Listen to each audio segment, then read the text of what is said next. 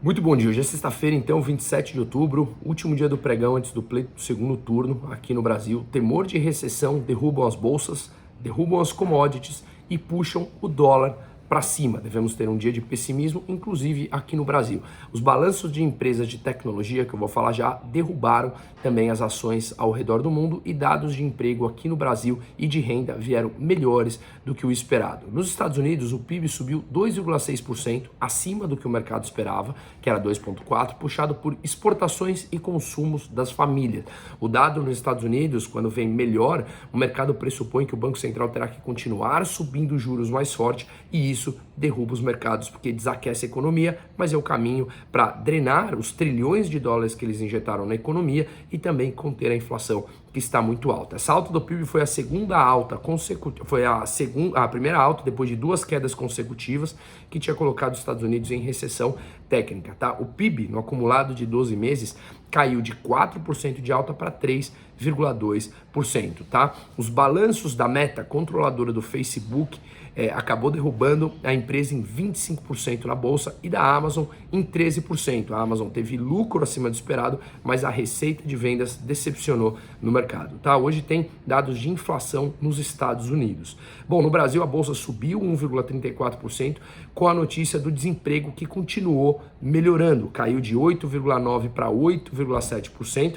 O número da população ocupada bateu novo recorde, 100 milhões de pessoas ocupadas, arredondando aqui, tá? E o salário cresceu 2,5% em termos reais, acima da inflação. Então, um dado muito positivo.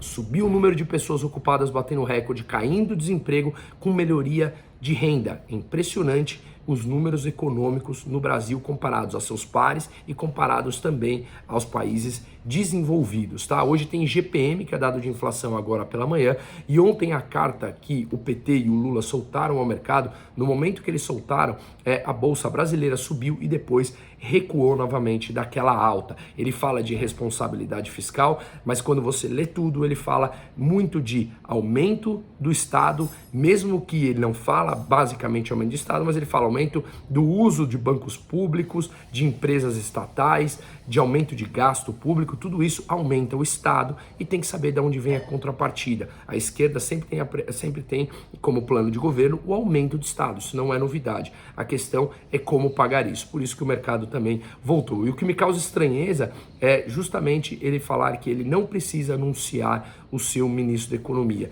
Para quem vai votar nele não é necessário, que tipo de soberba ele tem? Sabemos que ele é extremamente, se acha realmente uma ideia, como ele já falou, né?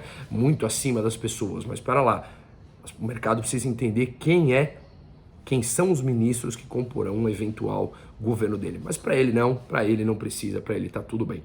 Bom, e o Banco Central Europeu subiu a taxa de juros em 0,75% a 2% agora. A taxa de depósito subiu para 1,5%, também subiu 0,75%. Então tem a taxa de juros, que é a Selic nossa lá, que foi para 2% na Europa, e a taxa de depósito, que é quanto os bancos remuneram o seu capital quando está depositado no Banco Central Europeu. Isso foi para 1,5%. O PIB alemão cresceu, surpreendeu o mercado e hoje tem dados de inflação da Alemanha. Da Itália, a inflação está na máxima em 38 anos, da França em 37 anos e da Espanha, surpreendentemente, recuou um pouco. Portugal também já com taxa de inflação acima de 2 dígitos, tá?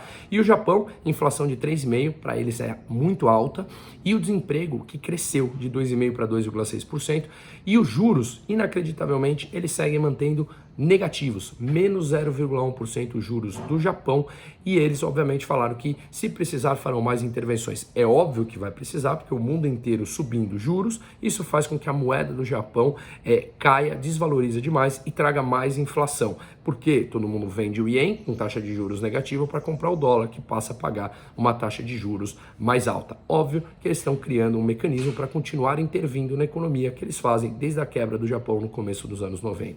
Um ótimo dia para todo mundo.